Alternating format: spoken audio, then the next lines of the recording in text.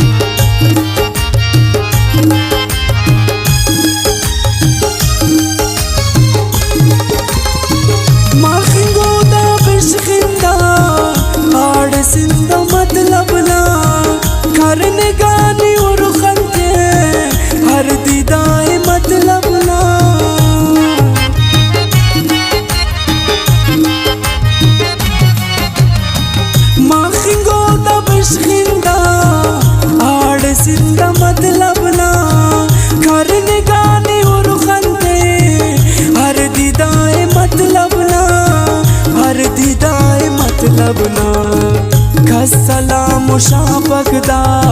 सारा चीरक सारे बेबसो गरीबाता ढेर पाके दिलदारे मतलबी या दुनियाची खस मुफाद ना यारे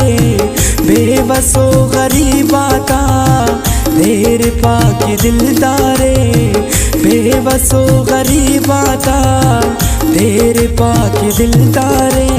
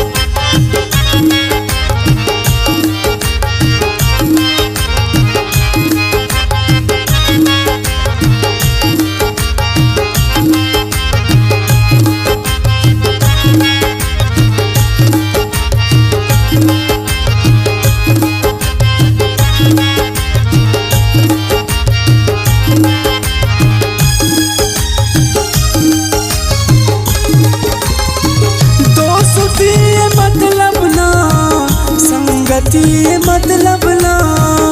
उसका दोनों उसका साफ दिल भरी ये मतलब ना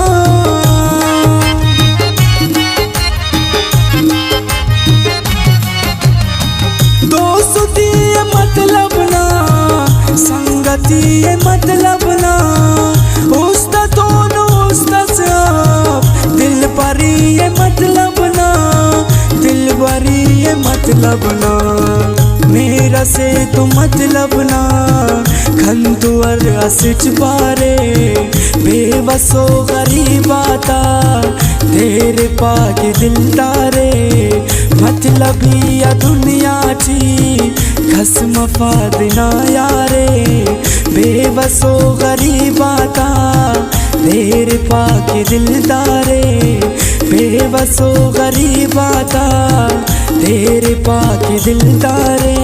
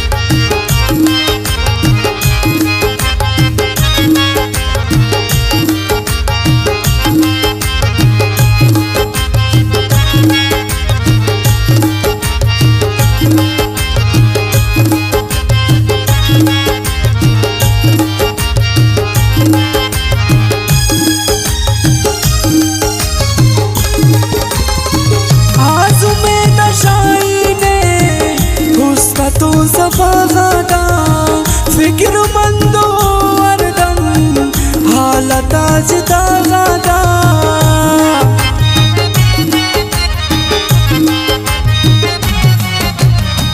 हाजों में नशाई ने हुस्ता तो सफा गादा फिक्र मंदो हरदम आला ताजदा गादा आला ताजदा गादा मतलब आता शारजदा मेरे पावा गुमगारे बेवसो गरीब आता तेरे पाके दिलदारे मतलबी या दुनियाची खस्म फादना यारे बेवसो गरीब आता तेरे पाके दिलदारे बेवसो गरीब आता तेरे पाके दिलदारे।